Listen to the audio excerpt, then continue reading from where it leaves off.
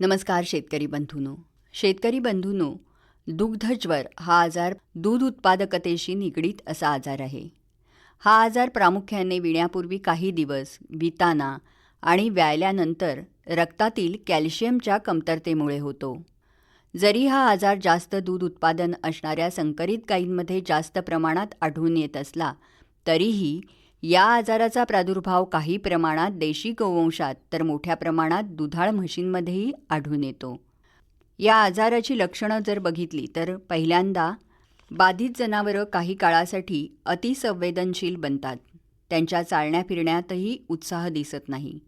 त्यांचं खाणं पिणं मंदावतं. दूध उत्पादन घटतं. त्यांच्या मागच्या पायांमध्ये जडत्व येतं. अशी जनावरं चालताना काही वेळा अडखळून पडतात. तसंच जनावरांमध्ये भीतीसदृश्य भाव दिसून येतात, जसं की डोकं हलवणं, जीभ बाहेर काढणं, दातांचा आवाज करणं इत्यादी. ही लक्षणं खूप कमी कालावधीसाठी दिसून येत असल्याने बऱ्याच वेळा ती पशुपालकांच्या निदर्शनालाही येत नाहीत. अशी जनावरं आजाराच्या दुसऱ्या टप्प्यात जातात. या टप्प्यामध्ये आजारी म्हशी अशक्तपणामुळे पोटावर बसून मान पोटाकडे वळवून सुस्थपणे बसून राहतात. त्यांच्या नाकपुड्या कोरड्या पडतात. अंग थंड पडायला सुरुवात होते. शरीराचं तापमान कमी व्हायला सुरुवात होते. त्यांचा श्वसनाचा वेग आणि नाडीचे ठोके वाढतात. शेण आणि लघवी बंद होणं, डोळ्याच्या बाहुल्या मोठ्या आणि स्थिर होणं हे देखील दिसून येतं. रवंथ बंद करतात आणि त्यांचं पोट फुगतं. पोटाची तसंच अन्ननलिकेची हालचाल मंदावल्याने दुसऱ्या टप्प्यातील बाधित म्हशींमध्ये पोटफुगीसुद्धा आढळून येते. मंडळी, दुग्धज्वर आजाराचा तिसरा टप्पा हा तीव्र असून यामध्ये बाधित म्हशी अशक्तपणामुळे आडव्या पडतात. त्यांचं शरीर थंड पडतं. डोळ्याला हात लावला असता जनावर प्रतिसाद देत नाही. दुग्धज्वर आजाराच्या प्रतिबंधासाठी काय करायचं तर मंडळी, दुभत्या तसंच गाभण काळाच्या शेवटच्या टप्प्यातील म्हशींना थंडीपासून संरक्षण द्यावं. त्यांना उबदार निवारा उपलब्ध करून द्यावा. गाभण म्हशींना काही प्रमाणात चालण्याचा हलका व्यायाम नियमितपणे करावा.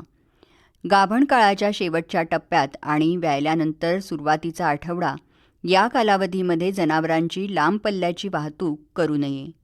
या आजाराचा जास्तीत जास्त प्रादुर्भाव हा विण्यापूर्वीचा काही काळ आणि व्यायल्यानंतरचा काही काळ असल्याने विण्यापूर्वी 48 तास आणि व्यायल्यानंतर 48 तास म्हशी चांगल्या देखरेखीखाली ठेवाव्यात.